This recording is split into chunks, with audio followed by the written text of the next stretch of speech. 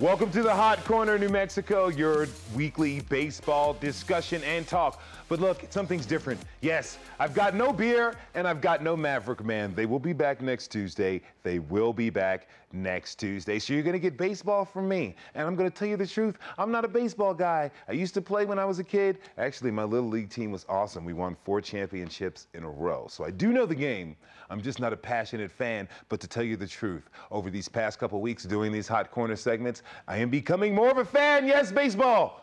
You are getting somebody who is married to football. I'll call you. I call you at night when football's asleep, okay? That's how we do it. All right, we're moving on. We're getting into this whole thing, the Hot Corner. We're going to look at some of the teams that are kicking butt and some of the teams that need a little bit of help. Starting off with the Boston Red Sox taking on the Toronto Blue Jays. Yes, ladies and gentlemen, this is the AL East doing what it does. That is Mr. Edward Encarnacion with a nice little home run right there as he pulls it off. This game was a good one. The Boston Red Sox, Mav is very happy. This is Mav's favorite team, the Red Sox. They are the guys that he absolutely loves. And there is a nice little run. Ooh, error, and a run scores because the young man could not field the ball. Look, the name of the game in baseball is all about pitching, it's all about defense, and it's all about hitting. There, we saw 2 of the 3 things happen. The ball was pitched, the ball was hit, defense was not good. So, Toronto Blue Jays lose 5-3. Boston wins, maintains their lead in the NL East. They are 30-20. That loss dropped Toronto to 26-26. Hey, baseball 500 is good because as we know, as Maverick says, baseball is the long grind. The long grind. You want to take your time. Because look, there's plenty of teams every season who are kicking everybody's tail. Then the All-Star break comes and they fall. And then it's that team, the bottom feeder, who's been getting stepped on by people the entire season, just stepping on them. And they're like, you know what? We're going to win ourselves some games. We're going to win ourselves some series so we can be playing in October because that's when you want to play baseball when it's cold and rainy. It's the best time for that. Moving on. My hometown, Baltimore Orioles taking on the Cleveland Indians. Cleveland's all abuzz. The Cavaliers are in the finals. Will they get a championship? RG3's the new quarterback. Johnny Manziel is gone. They're really happy about that. But check this. The Orioles are good. The Orioles are real good. They're in second place. The Orioles keep winning. I got a friend of mine. Comes into the bar where I work. And he wears his Orioles hat. And you know what I know that means? That means the Orioles win. Because he only wears the O's hats when the O's win.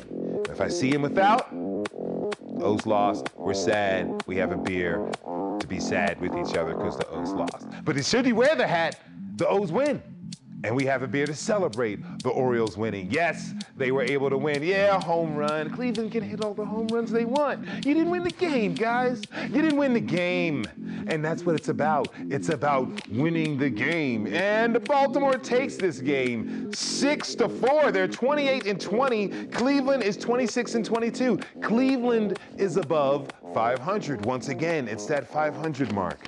That 500 mark. Can you win as many games as you lose? Do you lose as many games as you win? That is the balance beam that all of these teams are working on, okay? We're moving on to the New York Yankees. Yes, a lot of people I know are very happy about the New York Yankees taking on the Tampa Bay Rays. Tampa Bay is a good squad. You remember Mr. Longoria? No, not Eva's brother.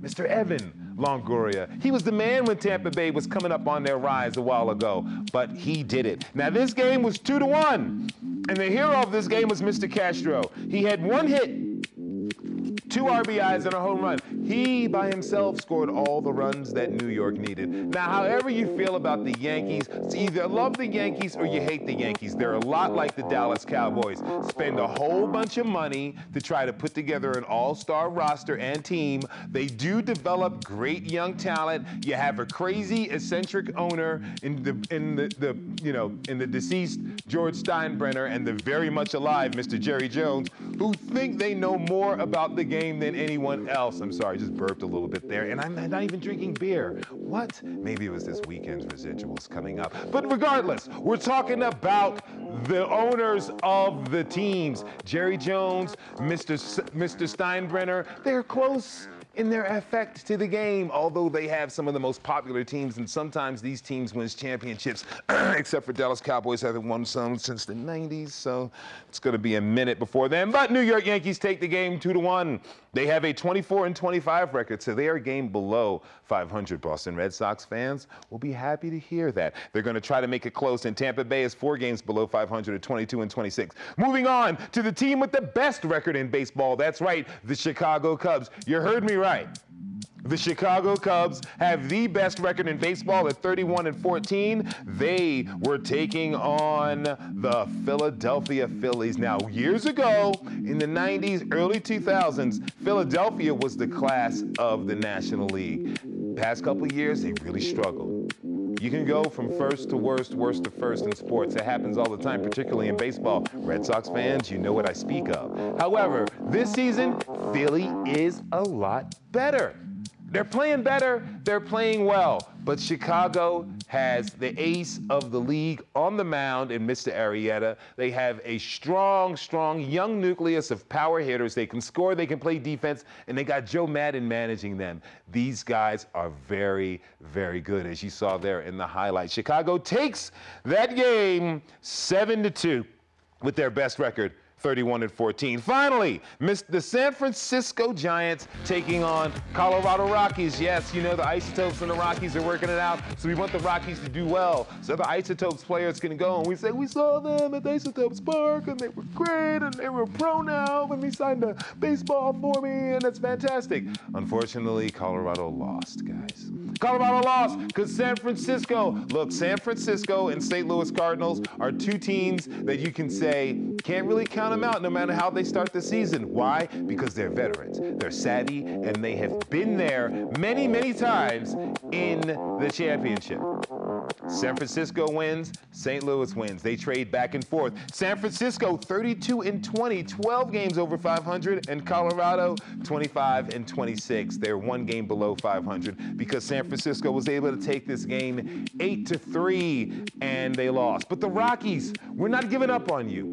You're here with Albuquerque. Look, hometown spirit. Well, not necessarily hometown. Let's call it Southwest spirit. We're here with you, Rockies. We know you can pull it off. You get some of these young men you got here playing for the Isotopes, and they're going to develop, and they're going to have great games. It's the baseball season, everybody. We're excited now, but once the All-Star break comes, and after that, then we see who's for real and who's not. All right, that's the hot corner. I'm going to go get myself a beer because I didn't have any. We'll have the Mav come back. More on the U Sports Report after this. I'm out.